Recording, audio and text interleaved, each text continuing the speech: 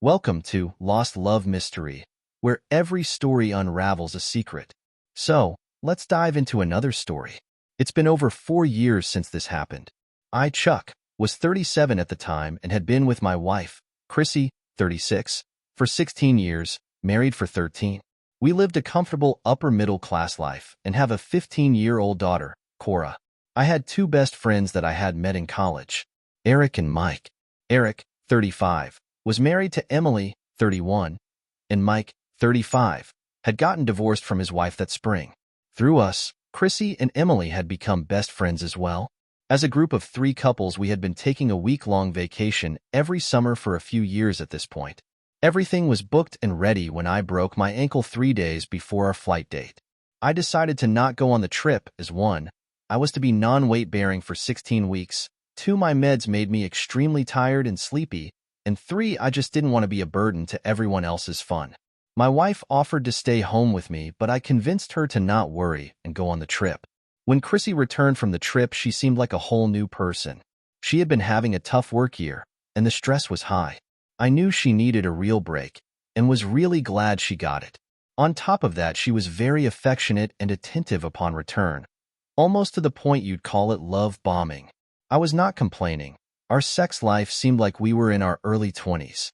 I chalked it up to guilt over leaving me behind, and just the overall rest from the trip itself. Fast forward to a couple weeks after Thanksgiving. All had been going well. Chrissy and Emily had planned a girls' shopping weekend a couple hours away, with a hotel stay on Saturday night. Now, here's where the situation goes to shit. We are all on Snapchat. Eric and Emily have a couple of nieces, and started using it because it's the only way they can get them to message them back. I found that out myself when Cora got her first iPhone. Send a text, may as well be sending a smoke signal, send a snap, immediate response. We had group chats and would all send each other nonsense often enough. That night, after sending my wife a snap of the dog, I flipped to the map thing. There were the Bitmojis of Chrissy and Emily, and Mike. I zoomed way in, and it appeared they were all at the same place.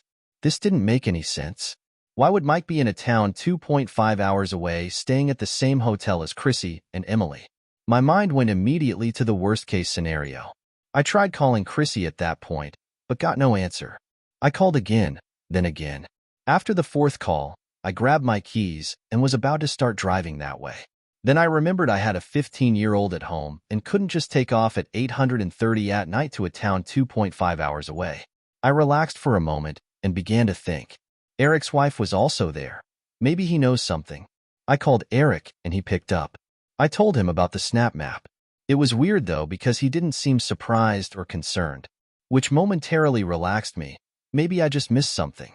That's when Eric verified my worst nightmares. He said, he knows they are all there. Emily and Mike finally convinced Chrissy to have another threesome with them. Another? WTF. I felt the room spin at that moment. My heart sank into my feet. I snapped him after a few moments and told Eric, you better fucking tell me everything right now. Eric, sounding defeated, said, I will. It started with the vacation back in July. The trip was basically 5 days, after you subtract the travel days on the front and end of the trip. The first day was largely just a chill day around the pool at the Airbnb. It was day 2 when things started to happen. I knew a full outing had been planned that day. Without their spouses, Mike and Chrissy kind of naturally paired off, seeing as they were with a married couple. It all seemed innocent enough and just friendly. However, Eric noted they seemed to get more comfortable with each other as the day went on. That night was a pretty heavy drinking night with dinner back at the B&B. The drinking continued through dinner and after. Emily noticed how much flirtier and closer Chrissy and Mike were getting. After a while, Eric and Emily went to their room and left Mike and Chrissy alone. After about an hour, Emily decided to quietly venture out to see what became of them. She went by Chrissy's room only to find she wasn't there. She then crept up to Mike's room to hear the clear, distinct sounds of sex between two drunk people trying to keep it down. Emily came back to the room and told Eric what was going on. I interrupted him at this point and said, how could she just let this happen? You said she noticed them getting like this during dinner. Why didn't she pull Chrissy aside and intervene? Eric then coldly said, because we didn't want to. Apparently, Eric and Emily have been mulling over an open relationship. They had agreed if something happened on the trip, they would just let it happen. Eric admitted to me that he has always had a thing for my wife and thought this might be his opportunity, and it was. That was a kick in the teeth. I already had it verified that one close friend had betrayed me with my wife, and now here it was the other did too. I cussed him out, and he just took it, trying to apologize, trying to make excuses. I told him to shove that up his ass and just finish the story. The next morning, Emily went to talk to Chrissy about it. Chrissy had the expected guilt and extreme worry about being found out, especially since there were witnesses. She said it was a huge mistake, but also that it was really, really good, especially for drunk sex. Emily said, "Why stop? He just got divorced.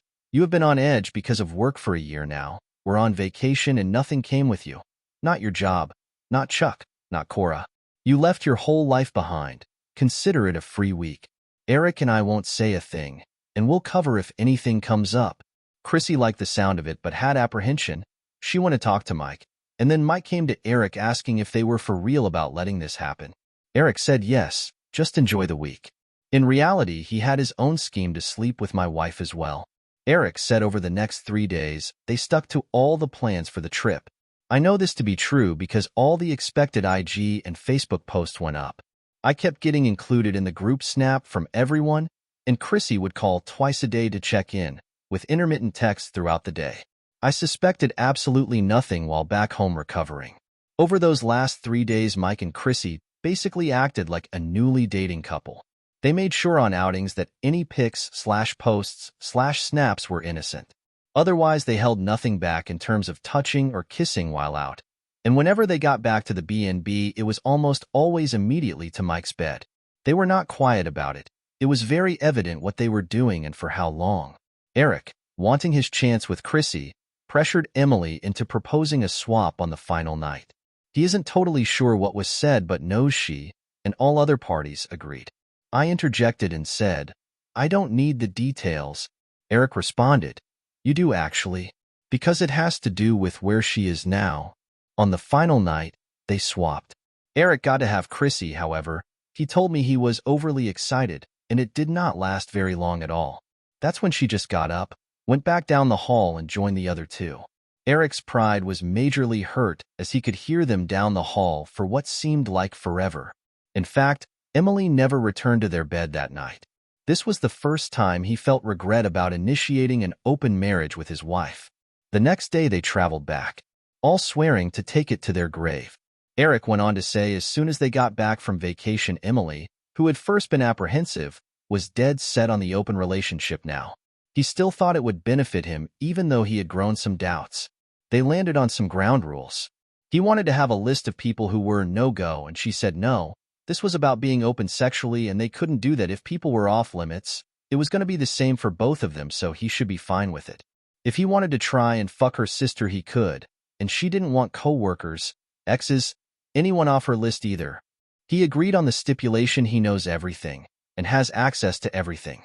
Neither of them liked the other's demands, but ended up agreeing to them. He told me they each made videos with the other stating they were agreeing to this arrangement, so the other couldn't use it against them if they ever divorced. I was sitting there thinking, this guy is a total fucking idiot. Eric then let me know how awful this whole situation has gone, telling me Emily has been highly active, while he is yet to manage a single date. As the months have crept on, it's only put a greater void between the two of them, and he said he already has divorce papers drawn up. At that point, he offered up all evidence he had. I accepted. Shortly after, there was a whole folder in my inbox. The vast majority of stuff was his wife with other men, co-workers, randoms. She had been busy, but there were plenty of messages between Chrissy and Emily. I picked up that Emily and Mike had started a regular affair about 4 months earlier. About 1 month ago, the conversation of the threesome started. That whole time after the vacation, Chrissy had been really good to me and seemed much happier than before. In the beginning of the convo, she stuck to the idea that what happened on vacation was it. It was vacation from reality, and now it was over and life would just go on like normal. About 2 weeks ago, she started to show some interest at Emily's encouragement for a repeat of that final vacation day. This is when Mike entered the conversation too. Chrissy agrees at this point, and the plan comes to be. In addition, Eric had photos of Chrissy and Mike kissing, and a recording of him having sex with her. The son of a bitch had sneakily recorded it. Not the best quality vid, but he did manage to get a clear shot of her face and tattoo. I thanked him for the evidence. He tried to apologize again. Then I told him he was piece of shit, and he better never contact me again. With the whole betrayal now out in the open, it was time to turn my attention back to my wife. Thanks for watching Lost Love Mystery. If you enjoyed this story, like, subscribe, and hit the bell icon for more hidden truths.